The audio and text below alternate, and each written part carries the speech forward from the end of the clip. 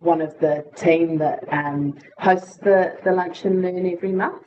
I've also got Kati, who's doing magic behind the scenes, and Jane, who is also actually our presenter for today.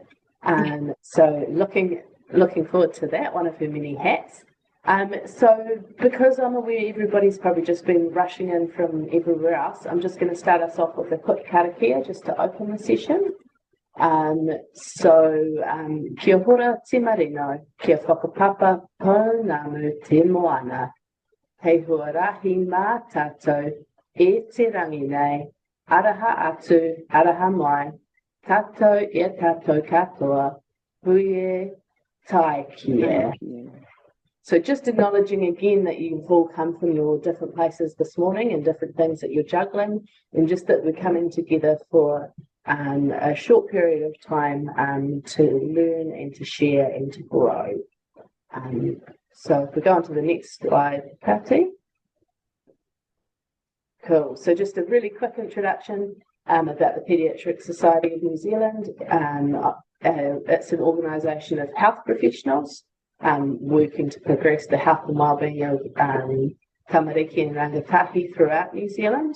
It offers special interest groups with different professionals. It also supports the New Zealand Child and Youth Health Clinical Network in making sure there's up-to-date evidence there. It also provides education grants that you can apply for. And as part of that, it also offers this lunch and learn session, which we hold monthly as well.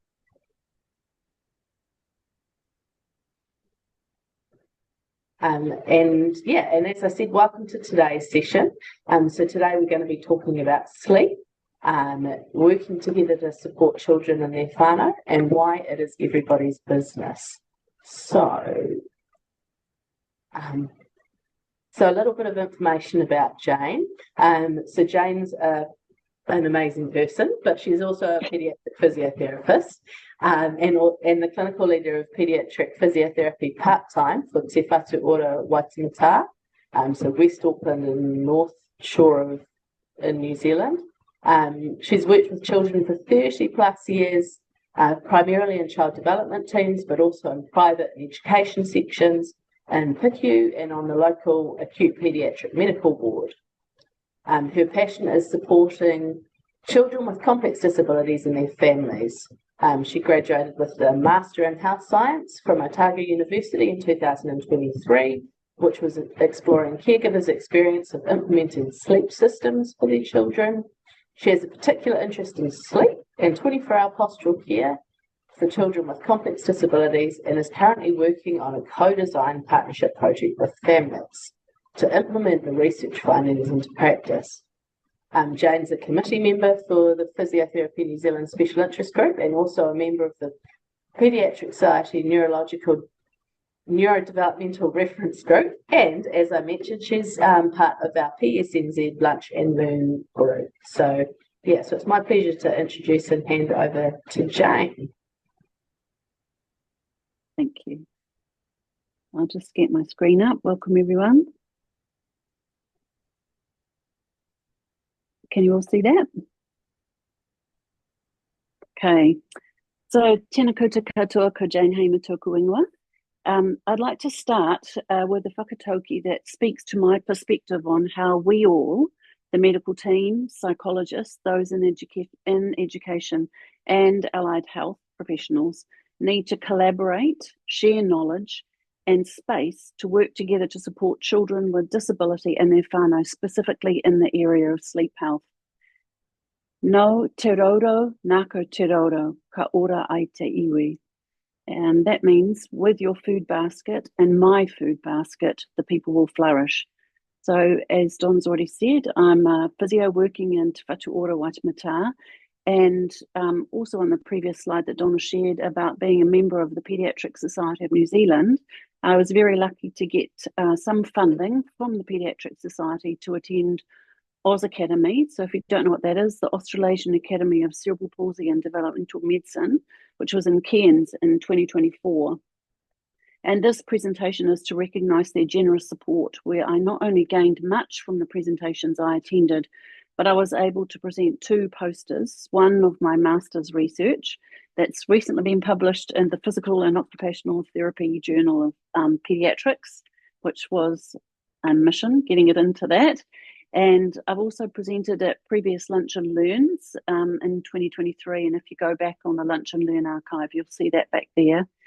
And also a poster on the subsequent quality improvement work that I'm doing that Donna was talking about, interviewing families from across the motu, exploring their perspectives on how to progress the findings of this research.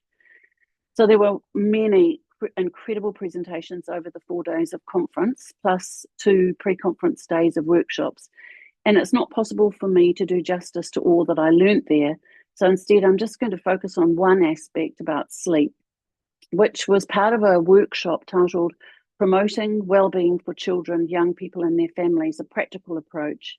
And here I'd like to specifically acknowledge the work presented by Dr. Sue McCabe, an occupational therapist with her own company called SleepLinks in Perth, Australia, Associate Professor Jasneek Chawla, who's a paediatric respiratory and sleep specialist from the Children's Hospital in Brisbane, and also the University of Queensland.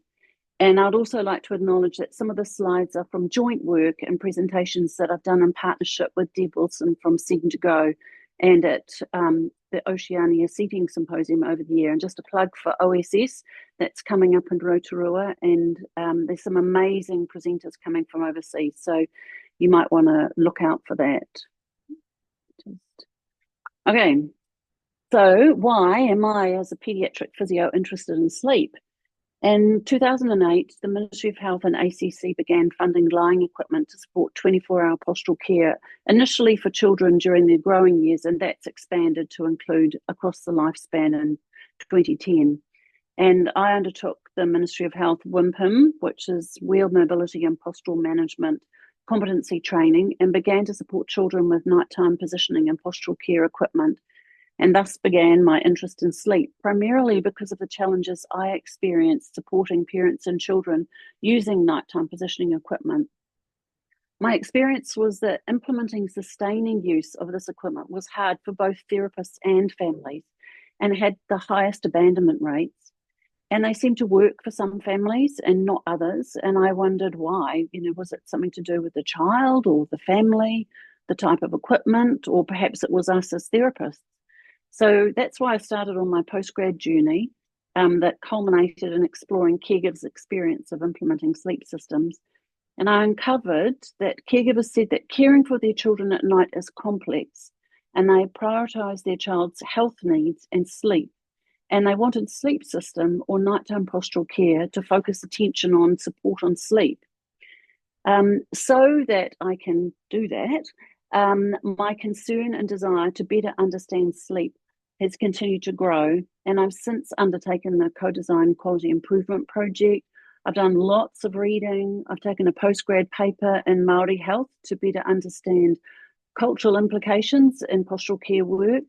I've taken other postural care courses, paediatric physio courses, coaching training. I've been on many sleep courses, and just I'll name a few here that if you look out for these have all been amazing.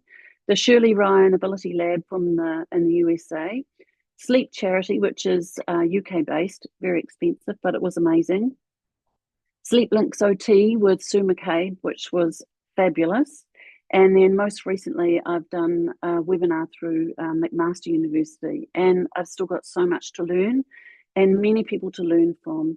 And I also think that the only way to grow and build knowledge and understanding is to share it between people, teams, communities, and organisations. So, as a diverse group of health professionals, educators, caregivers, parents, and people with lived experience, we all have different ways of knowing and doing, and we all come to this understanding through our professions, through our training, through our beliefs and experiences. And for me, the ICF is a framework that is foundational to my learning and knowing and doing. And if you don't know about the ICF, it's a unified international and standardized language that helps facilitate understanding and communication across disciplines between professionals and patients. Many people now may have heard of the F words, which is a pediatric interpretation of the ICF. So a health condition, it's an umbrella term for disease, disorder, injury, or trauma. And body functions are the physiological functions of the body systems. Body structures are the anatomical parts of the body, such as the organs and limbs and their components. And if there are problems in body functions like reduced range of motion, muscle weakness, pain, and fatigue, those are known as impairments of body structure and function. An activity is the execution of a task or action by a person. Participation refers to the involvement of a person in everyday situations and in society. And environmental factors make up the physical, social, and attitudinal environment in which people live and can make a positive or negative influence on a person's functioning. And then personal factors are those which define the person as a unique individual. It's like gender, age, ethnicity, fitness, lifestyle, habits, and social background. In terms of ICF coding, sleep can fit both within the body structure and function and activity domains of the ICF.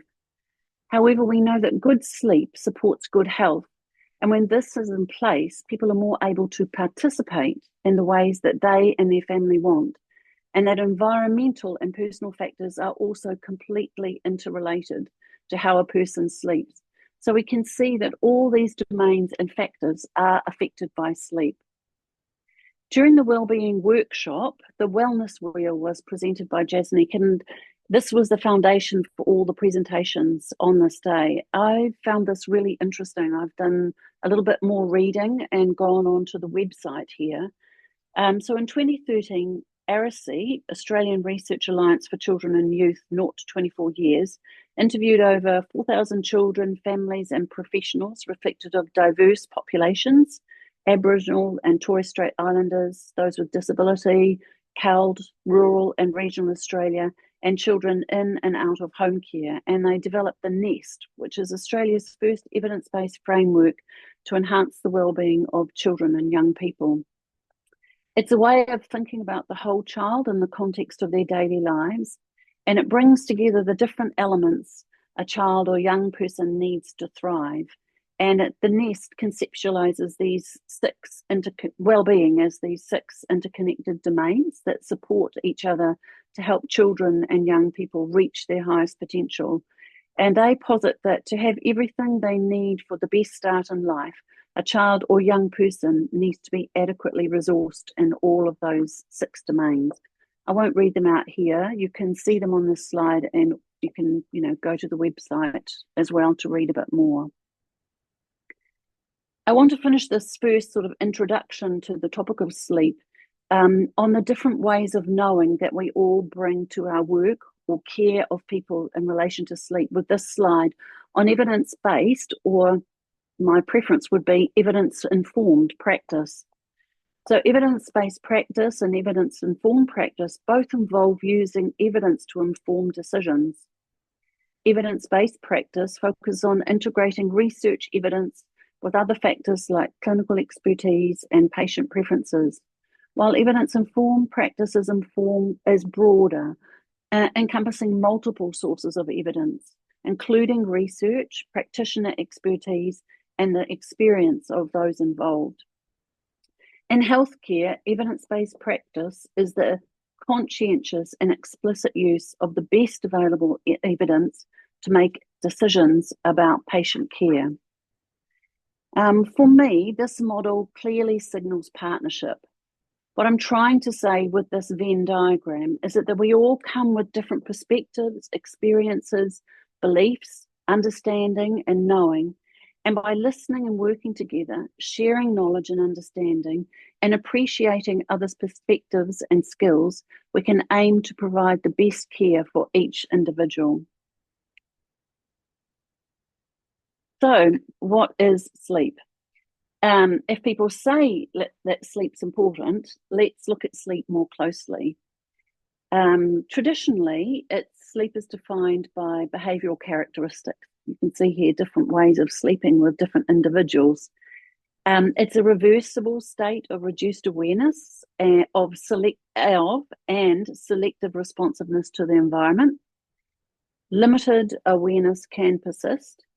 It's characterized by motor inhibition, and it's species specific. And in humans, this is usually eyes closed and lying down, but we know that isn't always the case in humans. So let's dig a little bit more into the science of sleep and why it's so important and why it's critical for us to increase our knowledge and understanding, and why it should be everyone's business. So sleep is an important physiological process that serves essential functions for the body and brain, and sleep is essential for recovery. And there are four main processes during sleep. It removes waste from the brain. It is a way of consolidating and conserving energy. While you're sleeping, there's a lot of cellular repair and tissue growth going on, and it's also a time of memory consolidation. Sleep is a complex neurological function and requires a healthy central nervous system. So sleep difficulties are much more common in children with neurodevelopmental disabilities. Sleep-related behaviours and sleep problems in children are a complex interaction of biological, psychological, developmental, environmental, and social influences. And it's really difficult to separate out the contributions of each of these. So maybe just like cast your mind back to that first slide about the ICF framework and all the interrelated domains and factors. Just a quick review of the neurobiology of sleep. So sleep architecture refers to the basic structural organization of normal sleep. There are two main types of sleep: non-rapid eye or non-REM sleep, and rapid eye movement, REM sleep. And the brain goes through 4 stages as we sleep. Non-REM is divided into 3 stages, representing sort of a continuum of relative depth of sleep. So in non-REM stage 1, you can be easily disturbed and woken by external stimulus. In stage 2, it's kind of a scaffolding phase, and it signifies the onset of sleep. In stage 3, people are least aware and very hard to arouse, and usually we've got a steady heart rate and a steady respiratory rate. And in REM sleep, or stage 4, it's described because of the observed rapid eye movements. And it's a really vulnerable time for people with respiratory disorders because of the reduced skeletal function and sort of atonia. And that's the phase that's associated with dreaming. And sleep stages can be identified by brain waves measured by electrodes, which you can see on the right-hand side of the slide. It's really important to understand the different stages when supporting children in their whānau with sleep, because different challenges can occur at different sleep stages, and there's different intervention and different support, whether that's medical or behavioural, and these can be more or less effective if we better understand where or why the sleep challenge is occurring. Sleep is coordinated by a complex and amazing system in the brain, and I'm not an expert at this on brain chemistry, but I just think it is really amazing. So the brain stem is key to sleep. The ascending reticular activating system acts like a net where there is not one nucleus responsible to keep us awake, but instead it's like a complex coordination of different networks of nuclei and neurons throughout the brainstem that ascend or project upwards to the thalamus and up to the cerebral cortex to keep us awake and that help us sleep. So this is just a quick visual to demonstrate the different hormones and neurotransmitters and chemicals that are released to and from different areas of the brain through the wake and sleep stages.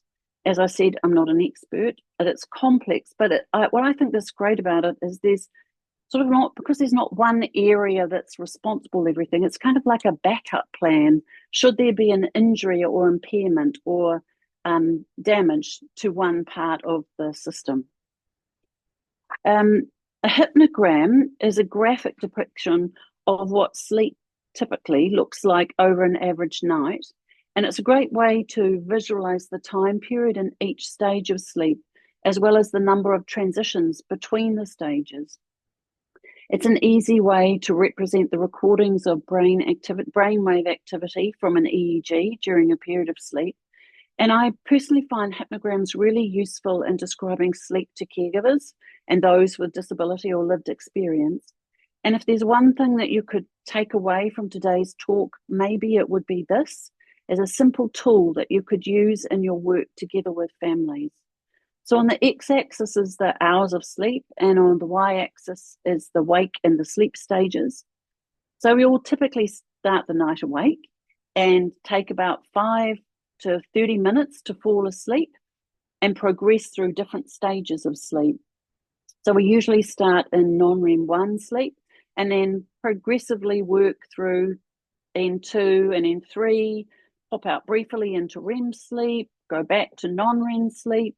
Often we wake up after the second REM sleep, and they posit that this is a developmental thing, I can't think of the word right now, but when we were in caveman times, and it's a time to sort of come out and sample the environment and make sure that we're safe and it's still appropriate to go back to sleep.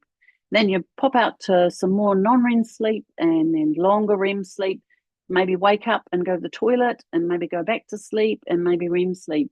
So this is really useful when you're thinking about sleep hygiene or behavior training resources, and explaining or working together with families about how the environment in which a person goes to sleep should really try to be as consistent as possible with what happens in the typical wake time.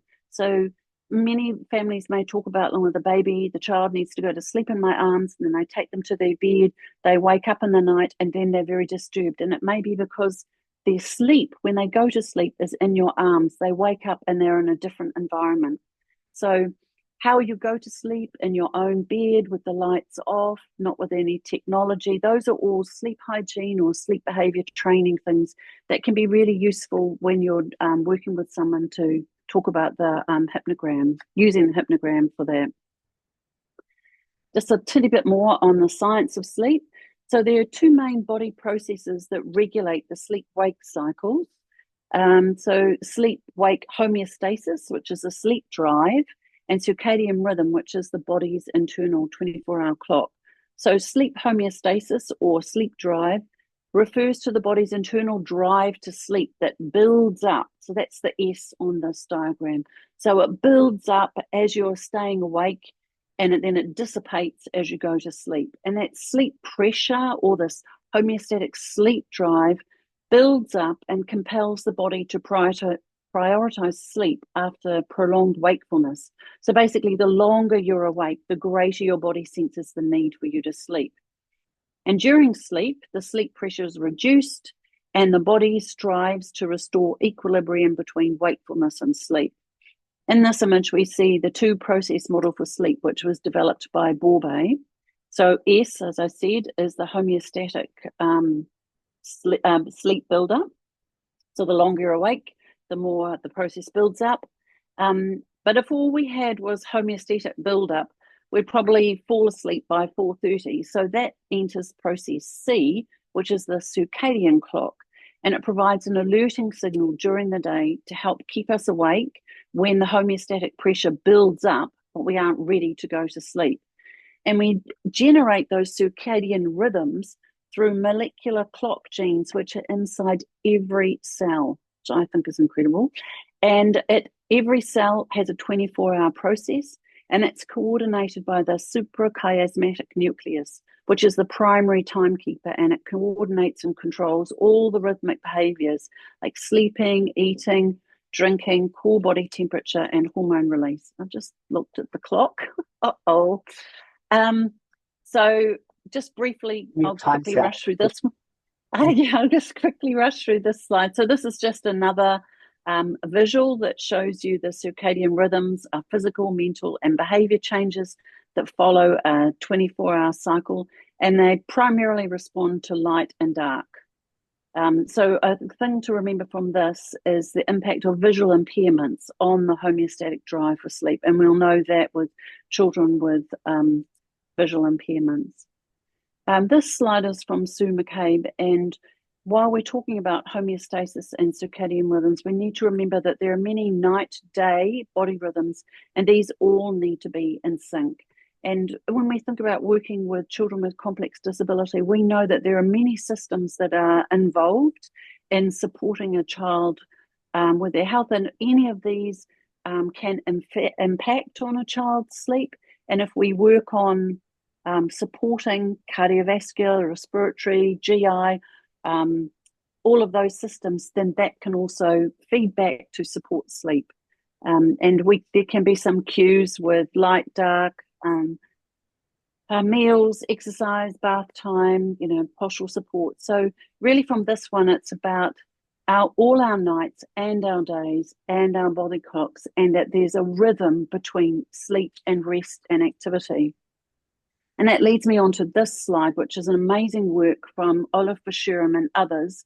It is about 24 activity guidelines for children with cerebral palsy. The thing that I think is great about this, and I use this as a visual with families as well, is the cogs and how sleep is the biggest cog.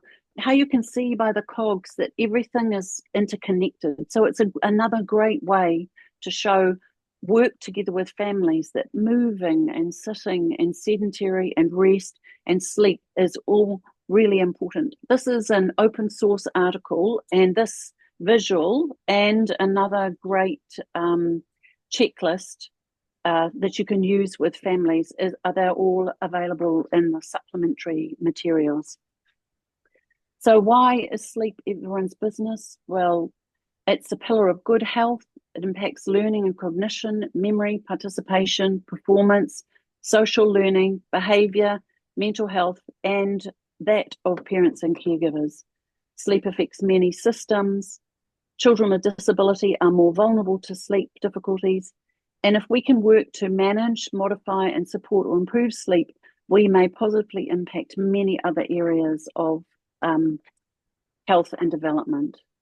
I'm not going to go into this because I do want to make sure that I finish on time, but I'm going to put these slides, these slides are going to be up on the Lunch and Learn, but these are some of the factors contributing to sleep difficulties, developmental differences, genetic and sleep disorders, medication, particularly for those with seizures or children with ADHD, environmental factors, like the temperature of the room, how busy it is, how noisy it is in the house, do they sleep on their own, are they co-sleeping, sensory challenges, especially for those children with ADHD or ASD, children that have got complex health needs and need cares overnight, those children that have stress and anxiety and challenges with routines and transitions.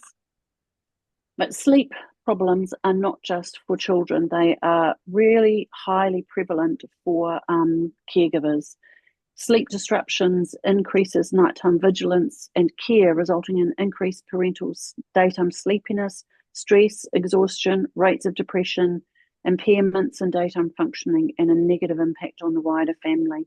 And research shows us that parents of children with disability report poor sleep, and that chronic sleep disturbance results in a negative impact on their health and well-being, including stress, depression, anxiety, and reduced quality of life. So we now see that sleep difficulty affect all areas of children's lives and that of their parents and caregivers. And that's why it's so important for us to consider sleep using the holistic perspective of an individual's health condition, environment, and personal factors. Sue McCabe, who has, she's just amazing, and she has these C words that help her explain and understand and make sure that she understands everything that's involved for sleep with a child and their family. And the biggest word is comfort. And that also came through in my 24-hour postural care research, because that really resonated with me. And she uses this comfort mat, looking at all of these different areas when she's having a conversation. So comfort means what is just right for you right now, looking at all those different areas. And if I just pop back to the original thing about the wellness wheel, Sue linked her philosophy seamlessly back to the wellness wheel. We now can see that sleep affects all the different aspects of the wellness wheel, and every aspect about how someone feels about themselves and their life is affected by sleep, and how they are sleeping is affected by all these domains. And also linking it back to my favorite, the ICF. So sleep affects all these areas of the ICF, and the ICF affects all the areas.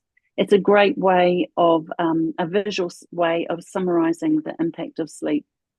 Just going to pop past, because I think we're right on time now. These will be on the slides, but these are some top tips from Sue in relation to her comfort map. You can have a little look more at them later. And just the key messages that I would like you guys to take away is that sleep matters and impacts everything for the individual and their family or caregivers. We, as clinicians and those with lived experience, need to know about a person's sleep and that of their family. So as practitioners and clinicians and as individuals and caregivers, we need to ask about it. We need to talk about it. It's often assumed that sleep is poor, and that's how it will always be. But if we don't ask, then we won't know. And if we're going to help support sleep and make a difference, we need to learn more about sleep and what we can do to support it. And that's why it's everyone's business. I'm not a sleep and respiratory specialist. I'm not a pediatrician. I'm not a psychologist or a counsellor or a childhood educator or a teacher, and I'm not an OT. But I am a paediatric physio with lots of experience and skills and a willingness to collaborate. And I believe we can all play a part in working together to support sleep to improve the health and well-being of children in their whānau. My last slide really is hoping that I encourage with all that knowledge, and maybe you can go away and look at the slides or listen to this recording again. You come back to next month's knowledge translation session. And if you do, I'd really love you to go away and think about what skills and knowledge you already have to help support sleep. And what might be your learning or knowledge gaps? What could you do differently to find out more about a child's sleep? And in your context, what opportunities can you create to collaborate with others to help support sleep care? Thank you very much for listening. Kia ora, Jane. Fascinating topic, and I'm sure you could talk for a lot longer on it as well. Yes. So I'm looking forward to everyone who can coming back and joining us for the knowledge translation session. I think one of my thoughts is we quite often ask about sleep just socially, or if you're going in to visit somebody, you'll quite often ask, like, how did you sleep? Like, we know that it impacts on how someone might be feeling, but actually taking that next step in terms of what can we actually do about it other than just asking. So, yeah, come learn more. So thank you very much to everyone who has attended today. As Jane mentioned, the slides and the recording will be up on the website, and there'll be links to that in the flyer. There's a few people, Kati, just asking about where to find it. And so it'll be up on the Paediatric Society New Zealand. There's a lunch and learn link on there. And yeah, there's a few questions coming through there for you, Jane, as well. So we'll make sure we take a screenshot of those before we close the Zoom. But otherwise, I'm aware of time, so I'm just going to finish with the karakia, and then we'll close the session and come back in a month for the knowledge translation. So ka whakarea te tapu, kia wā tia atiara, kia turuki whakataha ai, kia turuki whakatahi ai, hao mai huie tai kia. So again, just closing the session as everybody goes back about their day as well.